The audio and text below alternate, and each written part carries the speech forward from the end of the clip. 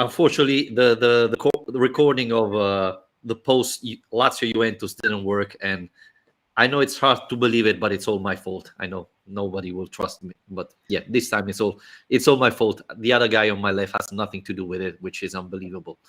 But hey, Alistair, how are you? I'm good. Well, I'm feeling quite happy now. I was sure you were going to try and find a way of blaming me for that. I mean, that's the most magnanimous you've been, I think, on this podcast. So I'm quite impressed with you, Vittorio. Although it's not really your fault. It's you have to blame the technology, don't you? That's the thing you do in these situations. You blame technology and leave it at that. Yeah, I don't know really what's happening, but something not working on our normal device we use. So we're going live, and then you're going to find, as usual, the podcast wherever you tend to listen to our love podcast. But Alistair, at least we can talk about a victory. We can talk about three very important points from Lazio. A match that was really, really important, right, Alistair? It was, yeah. Yeah, that's a good point, actually. I mean, we're probably going to be more upbeat today than we were on Monday when we spent, I think, about 35 minutes just kind of complaining about what life is like without Ciro Immobile. And then, obviously, last night, Immobile's back. Lazio start winning games again, and he scores twice. Both penalties, both very good penalties, should be said. But yeah, massive win for Lazio's Europa League campaign, and yeah, I think it's pretty impressive. I would say to be guaranteed a top 2 spot with a game to spare. Although, as we'll get into, there is still quite a lot left on the line for that final game against Galatasaray.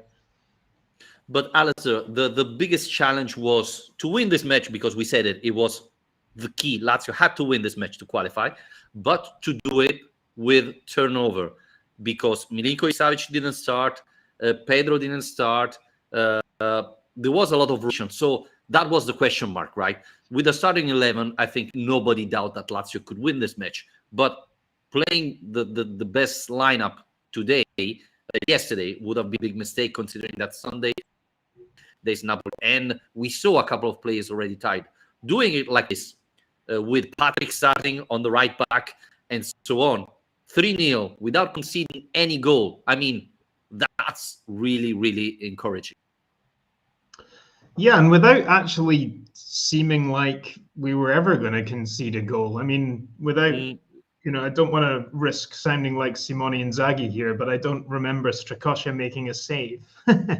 So it was quite impressive, the control behind the performance. I mean, the first half wasn't brilliant. I think it was actually just quite a bad game. The first half, it was really broken up, lots of fouls, lots of kind of set pieces. It never felt like Lazio or Lokomotiv, for that matter, got into any sort of rhythm. But yeah, the way they performed in the second half was excellent. I mean, maybe you could say then, well, in the second half was when Lazio did have a team more resembling their full strength 11 on the pitch. So is that the reason? Is it simply once Lazio roll out Pedro, Cataldi, Sergei, the performance gets better? But we were playing better before Cataldi and Milinkovic-Savic started. I think, and we have to be honest, Felipe Anderson's performance yesterday was poor, and it's not a surprise. In the last couple of matches, we have seen not the best side of Felipe Anderson. One thing, he started every single match this season, and you can see taking a toll on him, right? He's not the same Felipe Anderson. I thought yesterday he had plenty of space, and if it was 1 or 2 months ago, probably we would have seen Felipe Anderson destroying Lokomotiv Moscow. Instead, we saw him making often the wrong decision, unable to dribble past his men. So I think he needs a rest, to be honest with you. Yeah, I mean, I think we actually spoke about that on the Invisible podcast. In the Invisible podcast. Sorry, you just disappeared off my screen there for a second. Yeah, I wanted to put you on full screen. No one wants that. No one wants me on full screen. Come on. Like Anyway, this. yeah. So I think I think that we spoke about that. Yeah, in the Invisible podcast. And yeah, I mean, clearly he does need a rest. I mean, I think as well, there has been a general bit of a dip in form probably from Anderson. A lot of the attention has been swayed towards Pedro as well because his performances have been so good recently. But you are asking a lot of any player at this Yeah. in this day and age because the schedule is so relentless. I mean, there's between Europa League and Serie A, they're playing all the time, and he's a winger, so it's his job. I think we've mentioned before the fact that I can't remember. I'm not sure if this is still true or not, but certainly very recently he was the player who completed the most successful dribbles in Serie A, and that's a big part of his game is taking on players. That burst of acceleration, that kind of sprint, the load of sprints he's doing during games is going to be quite high. So I think if you want to keep that in his game and make the most of those explosive capabilities he's got, he does need to have as much energy as possible. So yeah, but at the same time, it's hard to see Sarri dropping him for Sunday. I think he'll be back in the starting 11 again.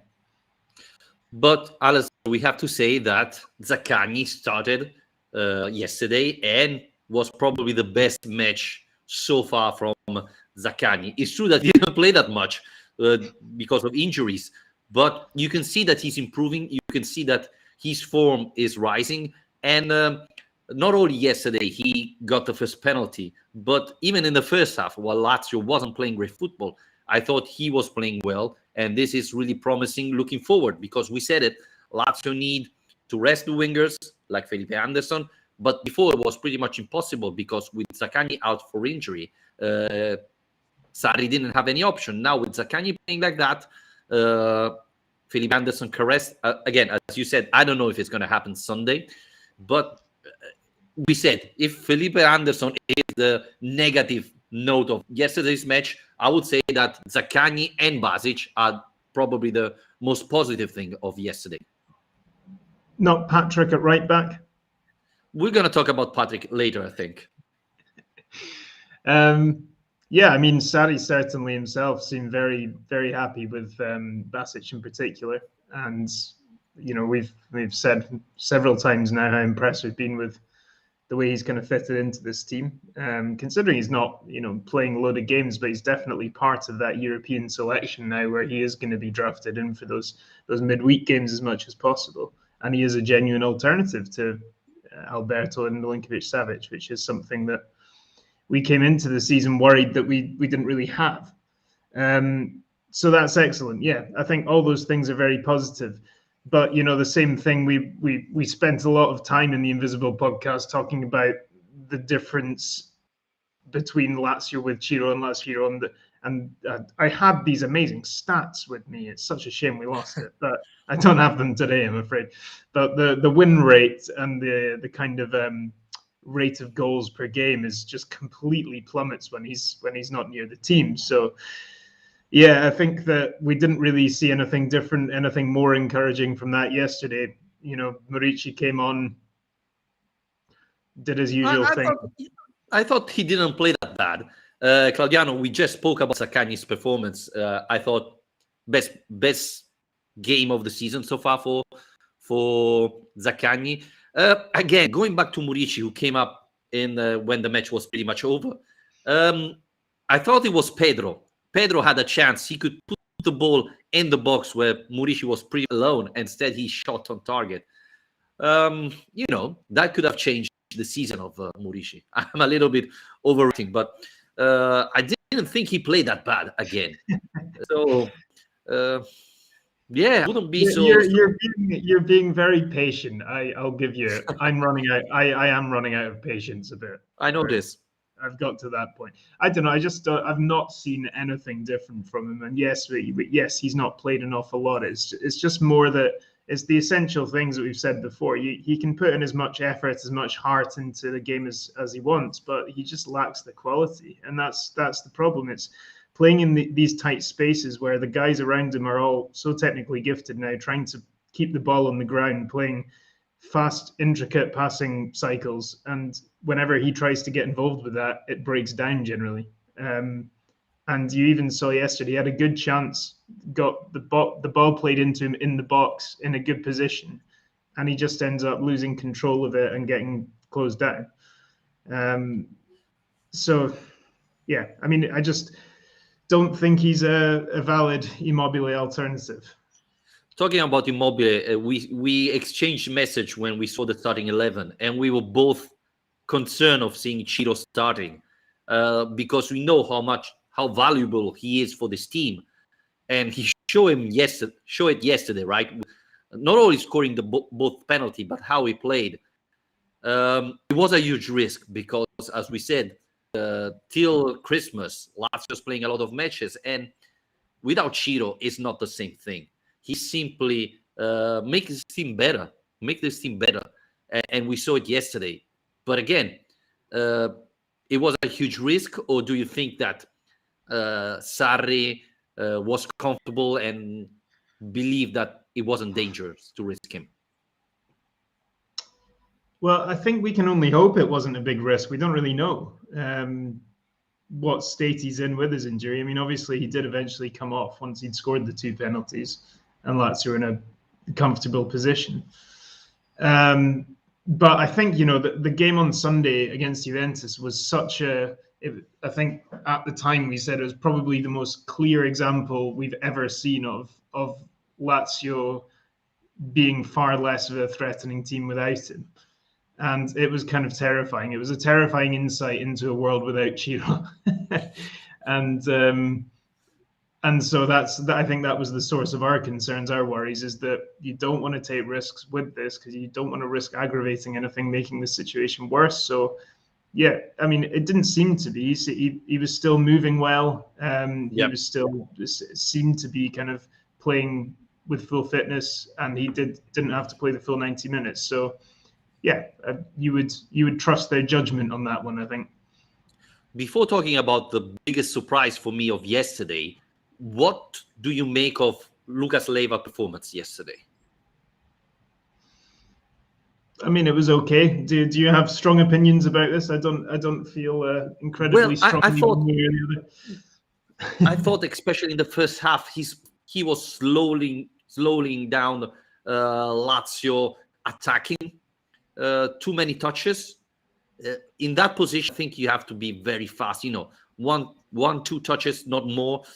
And Lucas Leiva is very good defending, and we saw it because Lazio didn't concede nothing in the first half. But when you need to attack like Lazio needed yesterday, he's slowing down everything, and this is a concern for me, and I believe for Maurizio Sarri as well, as he liked to have a fast-paced attack, and with Leiva it's really hard, I think.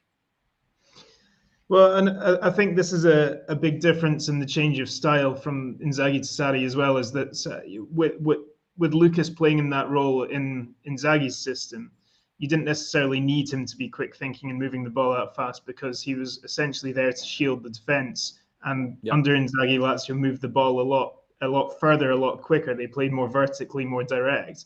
Whereas with Sarri, there is more possession. There is more of a kind of desire and need to build the ball from the back and work the ball through passages in midfield. So I think you do rely on the player in that position to be a bit sharper, a bit quicker.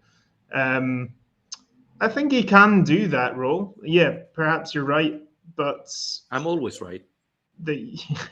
Perhaps you're right that he needs to be getting his head up and moving the ball a bit faster.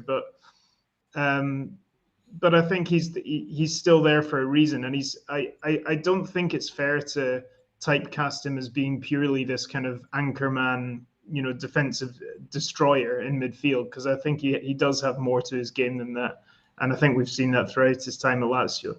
He's never going to be the Andrea Pirlo kind of playmaker in that position, but at the same time, he is capable of managing the ball well, playing the ball well, and making good decisions. Okay, one of the biggest surprise of yesterday, I have to tell you that I didn't notice immediately because you know what defense Lazio will play on, and you're already looking at midfield, Basic start, etc. And then I went back and said, "Where is Lazzari? Why is Patrick there? What's going on? Is that a mistake?"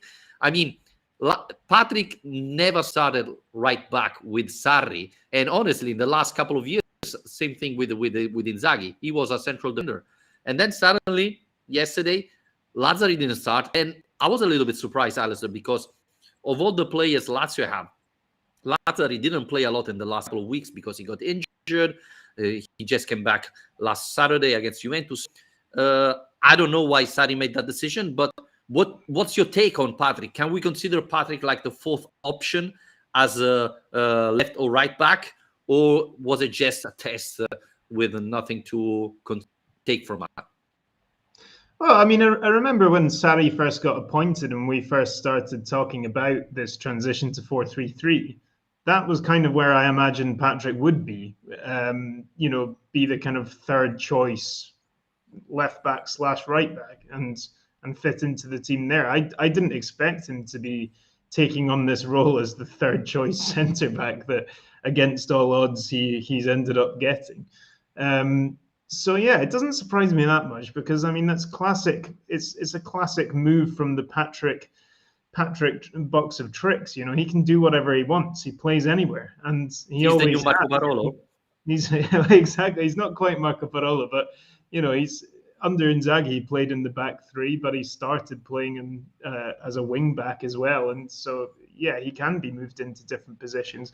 I mean, it just depends. You need to temper your expectations, obviously, because Patrick at right back isn't going to be doing the same things that Lazio or Marasic is going to be doing, but you can put him there and probably rely on him to do a decent job and not do anything absolutely crazy. I think the big problem is that usually you've got a bit of a balance where Husay isn't a particularly attacking player. So if he's on the left and Marasic or Lazio on the right, they can get forward more. But Patrick and Husay, you don't really have an amazing attacking outlet on either side. But Patrick didn't play bad yesterday. I thought he had a good performance. And I think the thing I love most is that playing on the right back, he's not often in our penalty box, which is one thing that scares me a lot. He can be very dangerous in our penalty box. He can concede too many penalties. So, if he's far away from our penalty box, that's much better. I was surprised to see him start. And I was even more surprised, Alistair, to see Lazzari come in and play as a right wing. Sarri said he needs space. In some occasion, he can play there. Are we seeing, or do you think Sarri's testing something for the future, or he's maybe trying something different that could be useful during the season? Well, I think that it was interesting because it was actually once Lazio were 2 goals up last night, it was one of the rare occasions where you're actually in a position of comfort to kind of try things. I can't remember if Lazio came on at that exactly what stage of the game he came on, but I think Lazio were already in front at that point. Correct me if I'm wrong, but I think Sarri keeps saying the same thing, which is that there is basically too much football and that the schedule is crazy and his players are being asked to do too much because they're playing in Moscow on a Thursday night. Then they've got 48 hours before a big league game, and it keeps happening, and he's not happy about it. He keeps complaining about it. And the reason he keeps complaining about it predominantly is that he's a coach. And if it was up to Sarri, all he would do is coach players on the training pitch. And he wouldn't speak to the media. He wouldn't have to do any of the other stuff. He would just be focusing on the actual tactical stuff. He's a football nerd, really. So I think that this was really him saying, well, this is a training opportunity. It's actually a rare chance for him to try things out in a real world situation, which we've not had loads of those opportunities. The Europa League hasn't been easy going so far. I'm not saying it was easy last night, but he had the group stage is quite complicated, 20, 30-minute window at the end of that game where he thought, well, I've got a chance to do something and try something out. And I'm not getting any opportunities in training to do it because we have no training sessions. I don't know. That's just a theory. But you talk about training, and why didn't he bring in, I don't know, Raul Moro or Luca Romero, the youngsters? The match was over. Let's be honest. It was over 3-0. We have a couple of minutes. I think it was more than a couple. like 10 or 15, bring in the young kids. I mean, Raul Moro played a lot. Well, compared to the Inzaghi period, he played a lot. Luca Romero hardly played. So 3-0 up, bringing in Luca Romero. Let's see how he cope. More than Lazzari, that, I don't know, would be a real option going forward, or just, the match is over, I have a sub to make. Reina, why don't you play center back? I mean, don't give him any ideas. Well, I would be looking forward to see Reina playing instead of Leiva. I mean, that could have been an interesting option. So yeah, why not Luca Romero instead of Lazzari there? Well, because my theory I've come up with here, I think that is more that the point is more that he was experimenting with something new rather than, giving young kids the game time is a different thing, because he already knows what to expect from Romero or Moro, in the sense that he has seen them in training playing on the wing, playing in a 4-3-3. That's what he's been working with them all season. Whereas I think this was an opportunity to actually try something completely different and more experimental. And I just checked, and it was the 82nd minute Lazio came on. So Lazio already 2-0 up, and there was only 10 minutes left. So I guess at that stage he did think it was safe to try it. I mean, I agree that I would like to see more of Moro in these kind of games, for example, or Romero, but that's kind of different from what I'm saying with the experimenting thing. I think he's wanting to try something completely new. Did we talk about Basic? Because I thought another great performance. He's playing better in the Europe League rather than in Serie A. Do you think that's just coincidence, or he's more suited for the Europe League? But it's true, he started only one match in Serie A, right? But he came. I was going to say, I think you can take out the word better there. He's just playing in the Europa League rather than. But yeah. He's interesting, right? He's an interesting player. Yeah, definitely. I mean, I think he's a great kind of Milinkovic-Savic alternative, because he's cut from a similar cloth. He's not, he's not as good, obviously, as talented, but he is technically good, but he's also a big physical guy. He gets up and down the pitch well. He seems to have fitted in really well to the 4-3-3 system. He moves well. I mean, the goal he scored in the first Lokomotiv game was the result of an excellent run into the box, for example. So he adds more centimeters, as they say in Italy, and that's useful. I think that's another thing from yesterday. I don't know if you thought the same or not, but I thought our corners were actually quite good. I know we didn't get anything from them, but we're not used to seeing good set pieces. And yesterday created quite a few chances in the first half out of corners. And I think it helps to have more big bodies in there like Basic as well. So yeah, I think he's been really impressive so far, the way he's adapted. It's always going to be hard for him in that getting these Serie A games, though, isn't it? Because there's only 2 positions for him, and they're taken by Alberto and Sergei. One thing we are not used to is seeing so many different type of corner kicks. Because let's be honest, Alistair, with the Inzaghi, we knew already Luis Alberto will try to score directly, and there is Ciro Immobile on the second post, and he's ready there to the deflection. That's it. That was everything Lazio was trying to do on every single corner kick, right? Every single corner kick was that. With Sarri, we saw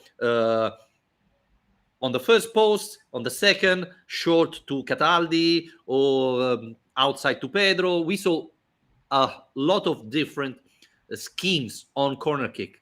And, this is good to see, because sometimes I was wondering what Inzaghi is doing during the week, because Lazio's not trying nothing different. Corner kicks and free kicks are always the same.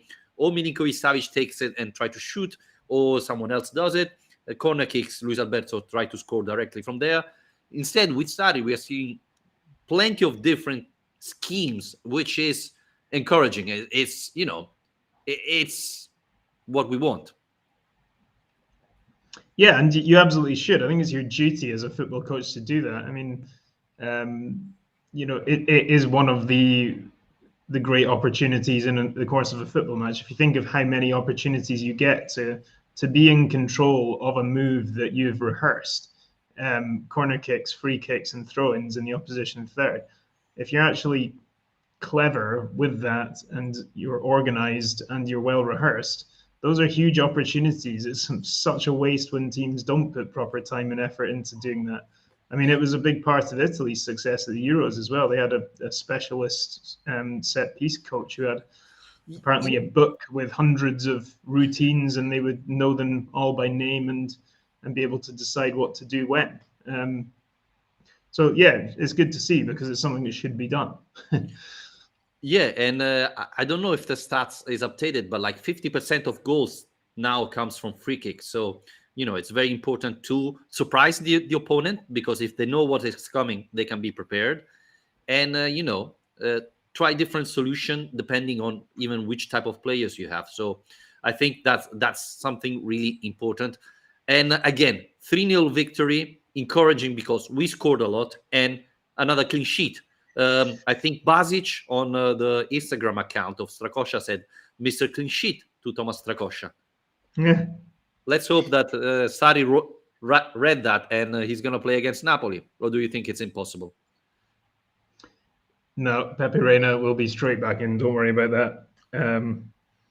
Yeah, I mean, it's worth pointing out the situation in the Europa League now, because I think it was catching quite a few people out last night from the sounds of it, because they have changed the format this season. Did you do the math? Certainly caught me out a bit at the start as well. So basically, Lazio are second in the group with 8 points, Galatasaray on top with 11. But obviously, Lazio play Galatasaray in the final game in Rome. So if they win that match, Lazio win the group, because regardless of the score, either it'll be on head-to-head or it'll be on goal difference. And the reason that's important is that with the new format, the winner of the group goes straight to the last 16, whereas the second place in the group gets put into what they're calling a playoff, but is essentially the last 32 rounds against a third place team from the Champions League. UEFA, as always, finding amazing ways of making their competitions as confusing as possible. But I mean, do you not think, Vittorio, that actually, as much as the kind of motivation of just going straight to the last 16 for the players will be to think, yes, let's please have 2 fewer matches to play in February. Definitely. That's a massive thing. And, I was thinking, Alistair, I don't know if you thought about it as well, that losing this match would have been even more complicated, because Lazio would have finished third, and then you go in the Conference League. It's not over. And again, Conference League, probably you can go further, but you're going to play with teams in different places, maybe, Norway or far away from Italy. So that would have made our weeks even more complicated. I hear there's a really good team from Norway in the Conference League. You need to be careful with them. Yeah, I don't know about that, but I don't think it's very good. But yeah, I think Lazio really struggled because they needed to win to try not to go in the Conference League with, and would have made life worse. And now, yes, definitely finishing first would have give Lazio. I think it's in February they play, right? This playoff. So yeah. February would be much easier because Lazio would be playing only once a week instead of playing twice. I think the Coppa Italia is coming that month. So, pretty much with 2 matches for the playoff, other 2 of the Coppa Italia, Lazio would have playing February twice a week, which, after 6 months, it takes a toll. So it's better to avoid it. And now we have a big opportunity, because if Lazio wins even 1-0, we are first. So this is really important, because yesterday people were saying, yeah, Lazio know how to win 2-0, 3-1, etc. No, just winning, Lazio finishing first. So it's going to be important. My biggest concern, Alistair, I'm already reading on Twitter, guys, we have to go to the stadium, etc. Because I fear that Lazio Galatasaray, the Stadio Olimpico would be empty. There would be more Gala fan than Lazio fan. And, this would be a big problem, because it would make us play away again. And instead, we have to fill the stadium with Lazio fan and encourage the team to win this match. Yeah, I mean, maybe with something on the line like that, people will take an interest more and they will turn up. I don't know. I haven't seen. I'm not sure if it's the early kickoff or the late kickoff for that match, but I didn't see it. Nobody really likes seemingly going to the stadium on a Thursday night to watch Europa League. But I think it does have more appeal if it's against a big European team like Galatasaray and it's Lazio must win to win the group. Then it's already more appealing. If the club can market it, imagine. And the other thing is, I mean, I've just had a quick look. If you look at the current list of the third place teams in the Champions League that Lazio would face if they finish second, Leipzig, Milan, or even Porto or Atletico Madrid, Dortmund, Sheriff, Benfica or Barcelona, Atalanta, Sevilla, Zenit. I mean, it's a tough draw no matter who you get really coming second in the group. So it would be nice, wouldn't it, to have a little Europa League run. I saw yesterday that I think it was posted about Lazio now having the second most Europa League appearances behind Villarreal. I just thought, oh my God, what have we been doing with all this time? Because we haven't done anything in this tournament, and we've played all these matches. All I remember is, Ludogorets and these kind of crushing disappointments over the years. And Alistair, I would add something else. Lazio's the Italian team that have won more matches in Europe League.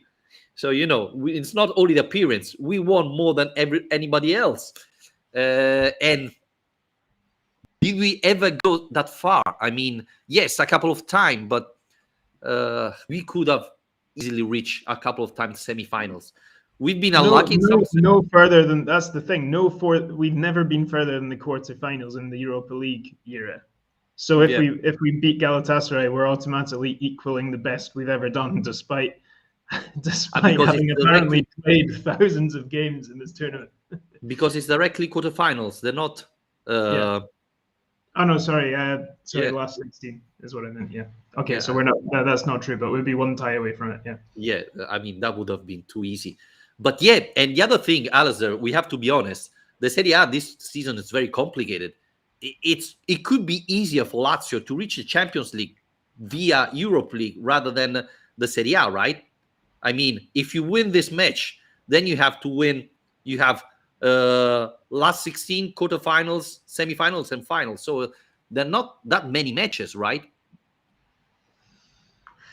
Yeah, no, I still think I don't think either option is easy. I still think if it's easier to be top four in a league than it is to win a competition, definitely. Europa League is a difficult competition, and I think it is better the way they've done it now. They've managed to condense it, even though it is a bit confusing and weird, this system with the playoffs.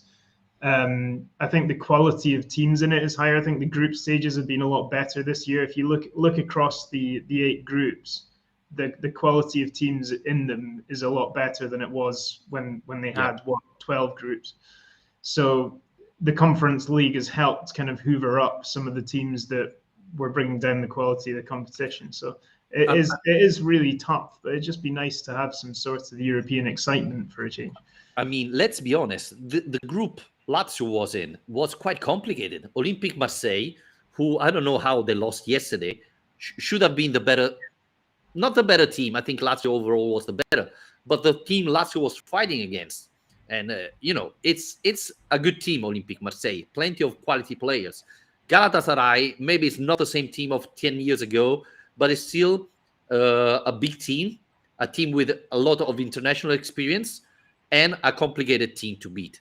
And then Lokomotiv should have been the easier one. I mean, Lokomotiv, it's still, again, another complicated team, another good team to beat. So usually you get in this group stage one good team and the other 2 average or below average. Lazio group had 3 quality team. So Europe League is becoming very complicated. And so getting through, it's encouraging. And going through, doing turnover, that's important to remember, Alistair. because Lazio never played with the best 11, and that makes ton of sense, obviously. But it's not easy winning like that. So Europe League is becoming more and more challenging, especially with the Conference League this year. So I really wish, and I hope with Sarri this is finally changing, playing to win the tournament instead of, okay, we're in, guys, let's play and see what happens, right? I want to see that change of mentality, Alistair. Yeah, I mean, it's the record of Italian teams in general in the Europa League is shocking, really bad.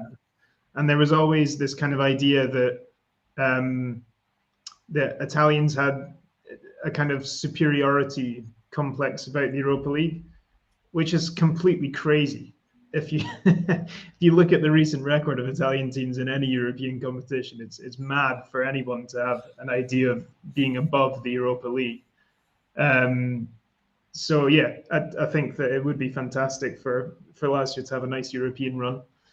I mean, we still look back really fondly on winning the Cup Winners' Cup.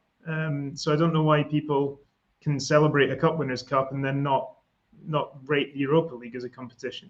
Essentially the same thing. So yeah, look at Napoli. They are trying to do anything to get out of this competition, while they should be doing anything to win it. So yeah, I know. I mean, it's disappointing. But Alistair, let's wrap it up here, because I see you're turning around. You have other things to do, maybe. So thanks again, everybody, for listening. Remember to review and subscribe to our podcast wherever you listen to our podcast, and we will be back after Napoli-Lazio Serie A. Big match for both teams, to be honest, but especially for Lazio. And let's hope to win this match, and we're gonna be back with our Lazio podcast. Good night, everybody.